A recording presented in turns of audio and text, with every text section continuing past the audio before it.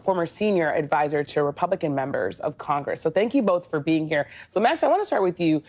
What's your reaction to President-elect Trump saying he will push the Department of Justice to restart federal executions?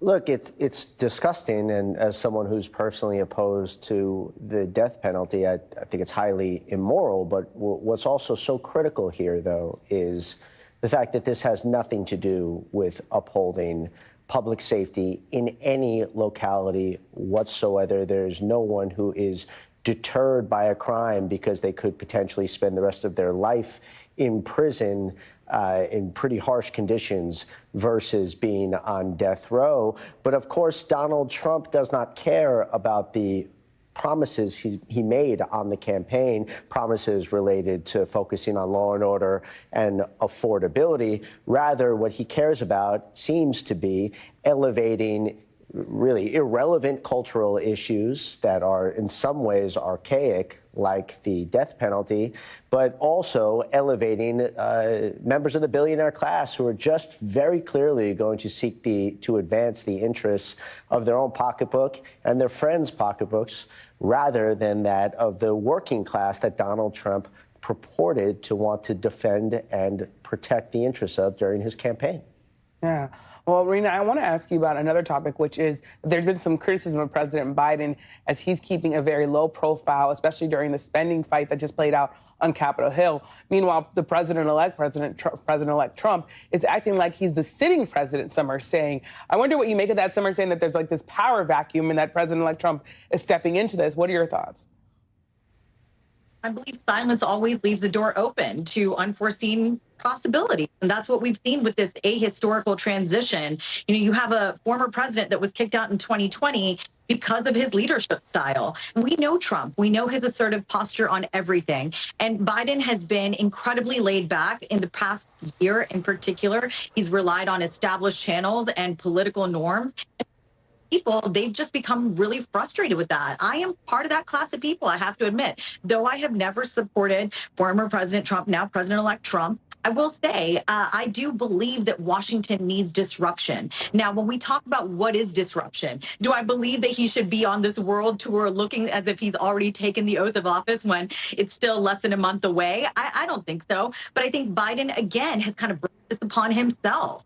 Right now, with these commutations of sentences for federal death row inmates, I have to be honest, appalled at how President Biden is doing this.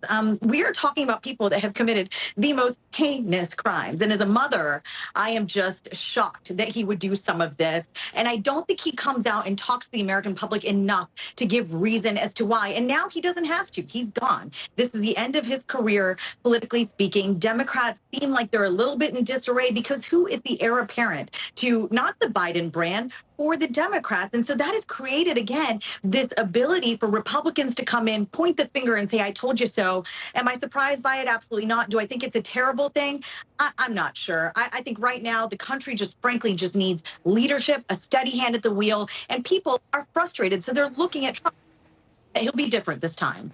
Rina, if I could stick with you for one moment, Max said something that I think is interesting, which is that he thinks President-elect Trump is sort of grabbing onto these archaic cultural issues. Do you see it that way? Because we have also seen him have this success when grabbing onto some of these cultural issues. I actually believe that's a very salient argument, because you look at how Trump talks about America, the America we should be and could be. It's very much 1950s era, man. Like, he's not really talking entirely about how America moves into the next frontier, whether it's on innovation or defense. I mean, border security, crime, economy are front of mind, right? But he lets Elon Musk and all these sort of younger guys, more from the private sector, Vivek Ramaswamy, Sachs, you know, these are the names we hear talking about the future of America. You don't hear that from Trump. How he went out and did his populist rhetoric every day of the week and how that landed was because he was talking to a class of people that wanted the America that was manufacturing dominant from another era. It's not coming back. We have so many more steps to take. And so I do think that's a misstep on the president's part to President-elect Trump's part to not talk about the America that we could be, that is a little bit more attuned to what we actually are working from right now. But he's got people around him who do that. And that gives Americans a sense that, hey, he's a forward-thinking guy. He's not leaning into established norms.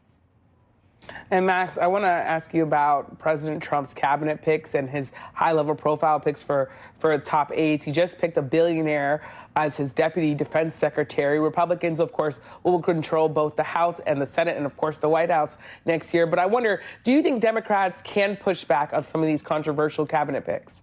Sure, of course they can push back on them. And just one last point on the death penalty. It's always something else to watch members of the GOP be purportedly pro-life when it comes to matters of the unborn, but not apparently to defenseless human beings that America has under law enforcement. Now, when it comes to this deputy secretary pick, though, at the DOD, what's so significant about this pick, though, is that you have to view it within the lens of the Pete Hegseth pick for secretary. Now, Pete Hegseth, the extent of the organizations that he's controlled and his organizational responsibility has been helping to conservatives to get through their morning cup of coffee during weekend TV. The man has done nothing close to running an organization that has 3 million employees like the DOD. You would think in the context of that pick, what the incoming Trump administration would do is pick a deputy with deep experience in the national security space and in the Department of Defense so they could get going on day one. But rather than that, picked yet again another member of the billionaire class